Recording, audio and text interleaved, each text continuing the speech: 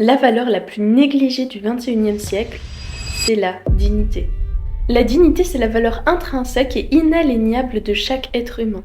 Elle implique le respect des droits fondamentaux, le respect de soi-même et le refus de l'humiliation. La dignité, c'est être capable de rester fidèle à ses principes, même dans des situations difficiles. Et encore faut-il que ces principes soient dignes. La dignité, c'est ce qui peut faire qu'une personne va tout perdre matériellement, mais qu'elle va pouvoir rester debout, en étant fière d'elle-même, savoir qu'elle aura agi avec honneur. La dignité, ce n'est plus une valeur fondamentale de la société, étant donné que notre société se base sur le plus fort qui mange le plus faible, et chacun fait ce qu'il veut. La dignité n'a donc plus sa place. Et moi, personnellement, je trouve ça nul.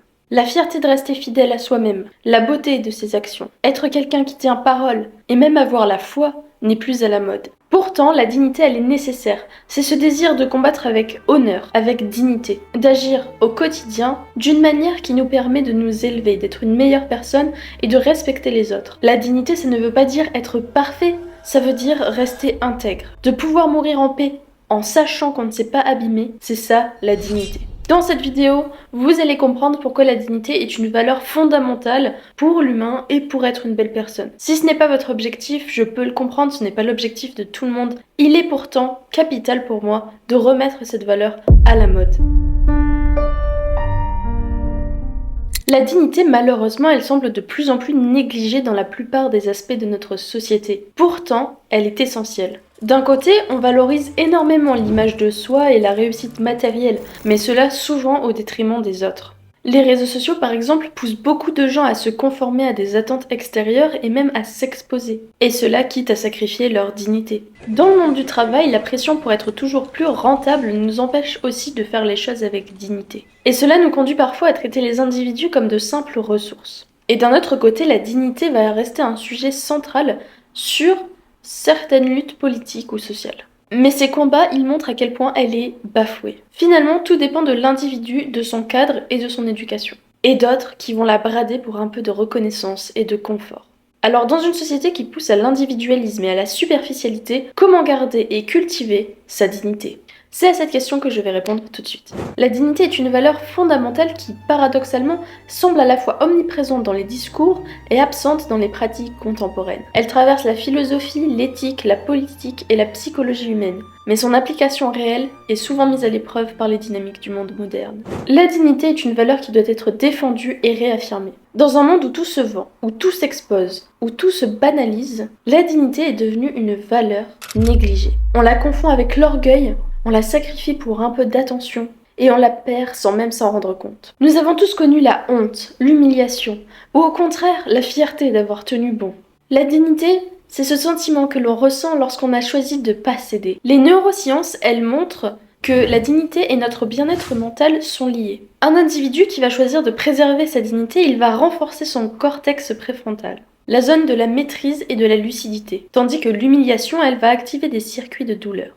De tout temps, les grandes figures de l'histoire sont celles qui ont refusé de plier.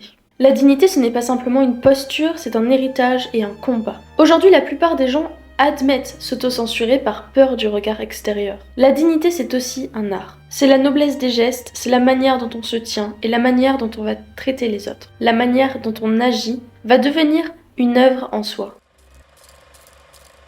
Beaucoup comme moi affirment que la dignité est de plus en plus négligée aujourd'hui. Le monde moderne, la société met en avant une liberté radicale de l'individu. On propose qu'il est maître de lui-même et qu'il ne doit rien à personne. Mais cette autonomie poussée à l'extrême fragilise la dignité. Si la dignité suppose une certaine maîtrise de soi, la surconsommation et la quête perpétuelle de validation, le besoin d'exposition, rendent l'individu dépendant au regard extérieur. On y voit donc toutes sortes de dérives conduisant à une servitude volontaire qui vont être revendiquées comme de la liberté. Le capitalisme avancé a un effet insidieux sur la dignité.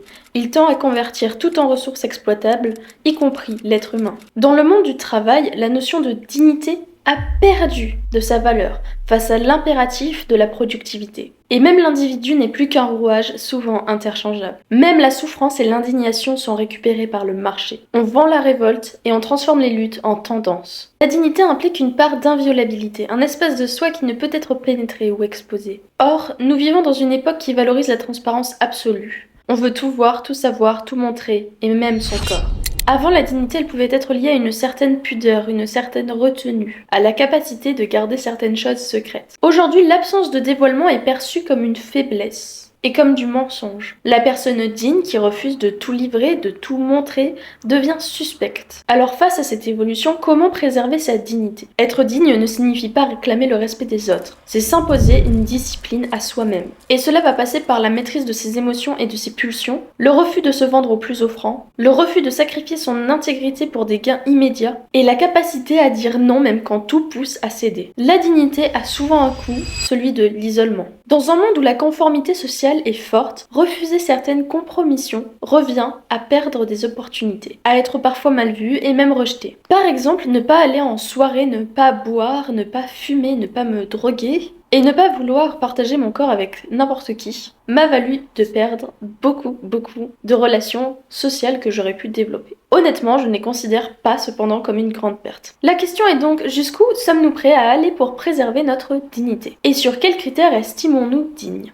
Mais dans tous les cas, il est essentiel de retrouver une part de sacralité en nous. Cela ne signifie pas nécessairement un retour à la religion, mais plutôt à une reconnaissance du caractère précieux et irréductible de chaque individu. Si l'on voyait chaque personne comme porteuse d'une dignité inviolable, la violence gratuite, l'humiliation publique et la réduction de l'autre perdraient en puissance. La dignité n'est pas une valeur démodée. Elle est d'ailleurs très plaisante aujourd'hui, puisqu'elle fait effet de contraste. En revanche, elle demande un effort conscient pour la préserver. Dans un monde superficiel, rester digne est un acte de résistance. C'est refuser d'être réduit à un objet. C'est cultiver une intériorité forte. C'est être capable de perdre sans se perdre. Je préfère mourir dignement que vivre honteusement. La dignité, c'est la marque véritable des grands hommes. Non pas de ceux dont on se souvient pour leur brutalité, mais de ceux qui ont préféré l'honneur à la facilité. De ceux qui ont préféré la droiture à l'opportunisme. Elle est la force qui a fait de Socrate un homme prêt à boire la ciguë plutôt que de trahir sa philosophie. Celle qui a poussé Mandela à endurer 27 ans de prison sans jamais renier son idéal. Celle qui a tenu Victor Hugo en exil plutôt que de le voir courber l'échine devant l'injustice. La dignité, c'est le choix de la grandeur, le refus du compromis avec la bassesse. C'est elle qui a façonné les cathédrales, les œuvres qui traversent les siècles, les récits qui bouleversent les âmes. Qu'est-ce que l'art sinon la quête de quelque chose de plus grand que soi? La dignité, c'est celle qui pousse l'ébéniste à tailler le bois avec précision, à en faire quelque chose de beau même si ça lui prend beaucoup de temps. La dignité, c'est ce qui va encourager un peintre à refaire 1000 fois le même trait jusqu'à ce qu'il soit parfait. Et c'est ce qui va pousser l'écrivain à aligner les mots d'une si belle façon qu'ils deviennent immortels. La dignité, c'est la flamme qui élève au lieu d'avilir. C'est la flamme qui construit au lieu de corrompre. Aujourd'hui, tout semble avoir perdu de sa valeur, mais c'est parce que nous n'accordons plus de valeur à rien. Nous consommons au lieu de contempler, nous détruisons au lieu de construire, nous cherchons l'instant au lieu de viser l'éternité. Choisir la dignité, c'est refuser d'être un parasite parmi tant d'autres. Aujourd'hui, on prône l'absence de limites comme une victoire. Mais à quoi sert la liberté si elle mène à l'auto-sabotage? Personnellement, j'ai choisi la dignité, bien que ce fût très difficile. Et j'encourage quiconque à faire de même. Cette vidéo, elle est pour ceux à qui on n'a jamais dit d'être digne, à qui on n'a jamais vanté les mérites d'une telle valeur. Et pour renforcer ceux qui la connaissaient déjà et qui l'avaient déjà choisie. D'ailleurs, je ne choisirai jamais un partenaire qui ne dévoue pas sa vie et la contrôle par ce prisme qu'est la dignité. Comment s'unir à quelqu'un qui n'a pas cette exigence, qui ne voit pas l'honneur comme une ligne de conduite, mais comme une contrainte ennuyante? Aujourd'hui, même l'engagement est devenu un fardeau. Et cela, alors qu'il était une valeur fondamentale de l'amour. Je veux quelqu'un qui choisisse la discipline à ses pulsions, la dignité à la liberté. Aujourd'hui, tout le monde est libre. Libre de donner son corps à n'importe qui, libre de le vendre, libre de l'exposer sur les réseaux. Finalement, aujourd'hui, tout le monde est libre de devenir des échecs. On est tous libres d'être pitoyables. Choisissez d'être honorable. À une époque où tout est à vendre, ceux qui refusent de se brader deviennent des trésors.